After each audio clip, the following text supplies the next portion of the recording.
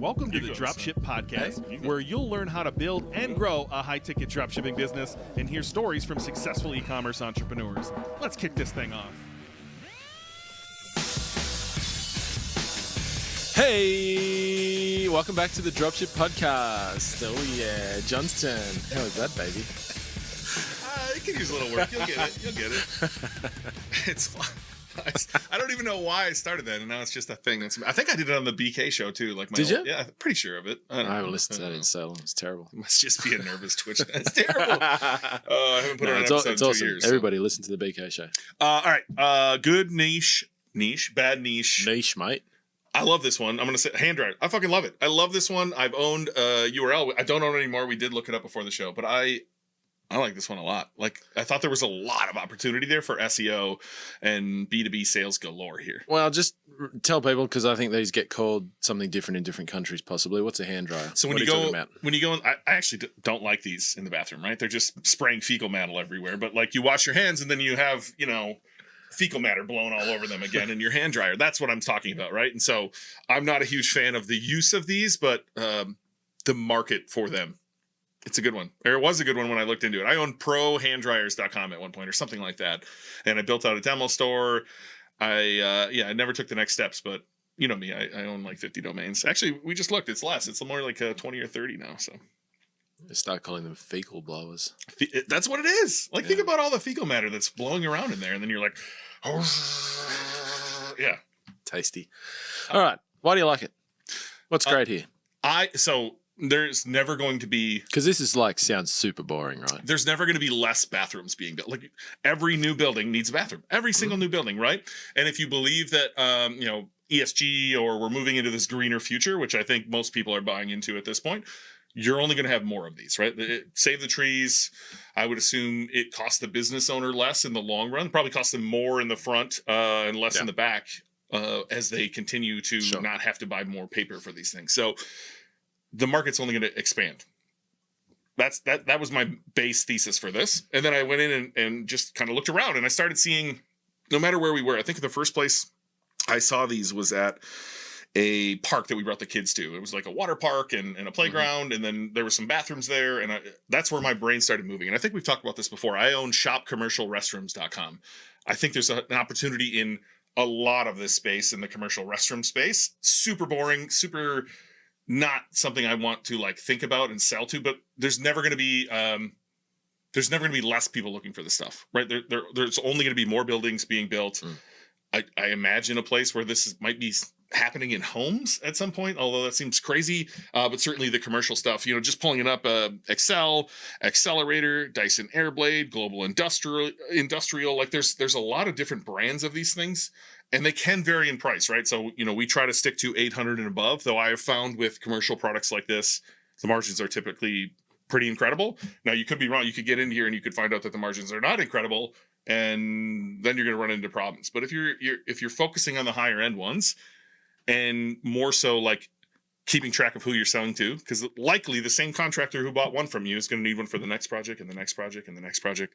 I think you could really build a Rolodex of people who are only going to buy from you time and time and time again.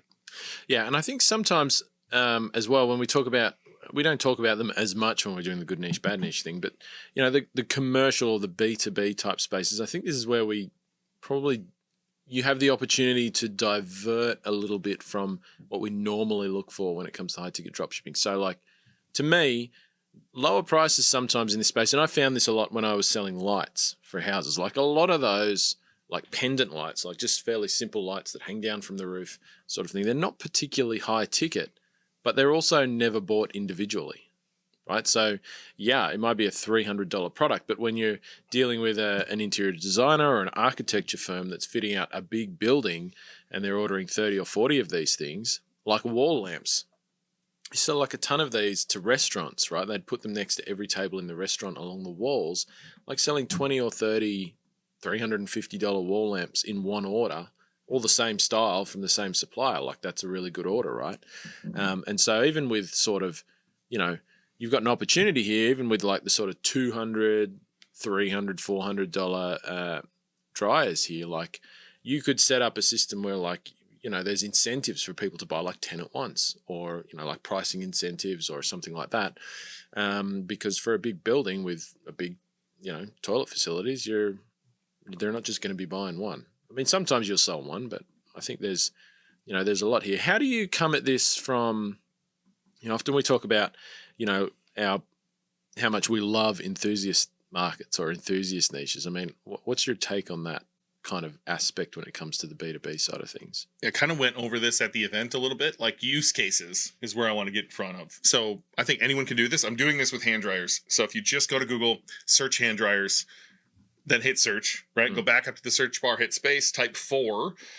It's going to give you a list of a lot of 4s. Now you can scrape even more of these. And I found this in air purifiers too. That was the example I used at the live event. Yep.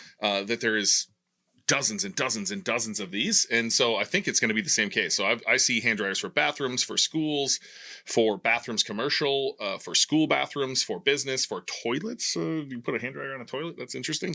For home. And I'm sure that there's plenty more of this. Really, what I want to do in a B2B scenario is just make sure I'm in front of anyone searching this. Because only so many people are going to be searching hand dryers. I can't imagine there's someone... think about this. So if I was sitting around the bonfire and telling somebody about how I sat in a sauna and how great it was and how much I loved it, and they might be like, what the fuck's an infrared sauna? Or, the quiet person might just pull out their phone and type in infrared sauna and then it'd land on Google and be like, oh, it's a big wooden box. Cool. And then leave, right? Or they might click your ad and that's not traffic I want to get, right? The looky-loos, they're so far up the funnel. I don't want that traffic. I can't imagine a scenario where someone mentions hand dryers and they're like, what the fuck's a hand dryer? You know what I mean? They go to Google to search this and click stuff. So I assume anyone who's searching hand dryer or hand dryer for sale or hand dryer for school or hand dryer for bathroom, they're ready to buy or they're at least in market. And so I just want to gobble up all the traffic I can, knowing that, again, if somebody buys it once, they're likely to buy again and again and again. And I just want them in my Rolodex. I want to sell to them so that I can sell to them again and again and again. Yeah. Look, I personally love B2B niches, or at least niches that have a good portion of B2B. I mean, this one is sort of solely in the B2B space, but I mean, I think these days, nobody thinks of this stuff. Like these really boring products that tons of businesses buy, or contractors or whatever. Nobody thinks of them. So I think you go into a space like this and you do the right thing, you're automatically lowering your competition threshold. Like automatically you're going to find less competition. You're going to find a lot of old school competitors who don't have a great online presence. You see those really clunky, like kind of commercial websites. They don't function very well. They work pretty terribly. And then you also have a lot of additional marketing opportunities that you can use in a B2B space if you want to, like to build connections within that market, within that industry, and find those repeat businesses. So once again, my first business when I was selling the lights, I had a whole system around finding potential businesses that would buy those things on LinkedIn, right? All organic, like not ads or anything, although you can do ads on LinkedIn and be very targeted about, like if somebody's like head of maintenance at, Target Field or something like that right here in Minneapolis, you can find that person on LinkedIn, like that specific person. You can send them a message and say, or similar title, you can send them an ad, you can send them a message, you can reach out, introduce yourself, show a bit of interest, build a bit of a relationship, and then you can get that person in. They're going to be in with you for a long time.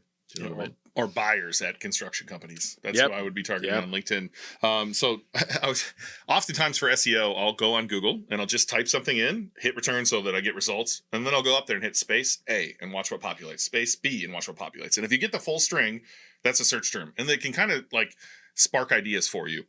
And so I hit A.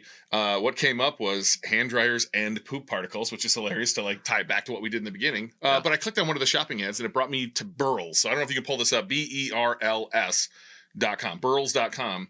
And if you just hover over categories, this is shop commercial restrooms right there. So baby changing stations, bottle filling stations, which I fucking love as well. Bottle filling stations are only going to get more popular. They're extremely popular with the younger crowd. Everybody has a water bottle nowadays. There we go, Burls. Drinking fountains, eye wash stations, grab bars, hair dryers, hand dryers, lockers, medicine cabinets. This is a mega store, and it's going to take some serious effort in order to fill all of this out. Yep. But I think you could start with something that's not hand dryers direct or pro hand dryers or pro water fountains or any of those like niche names, maybe not Burls either, something more memorable than Burls, and start working your way through these categories. And the same person is likely buying almost all of these things. You know what? There's one in here that I'm curious what the price is. Like the swimsuit spin dryers. Have you ever taken your kids to like a swimming class? I just saw this when we brought our 1-year-old to swimming lessons. You take off their stuff and you put it in there and it's just, grabs all the water out of it, and then you can take home a dry garment. That's awesome. So I assume there's only 2 of them in here. Yeah, $2,000. $2,000.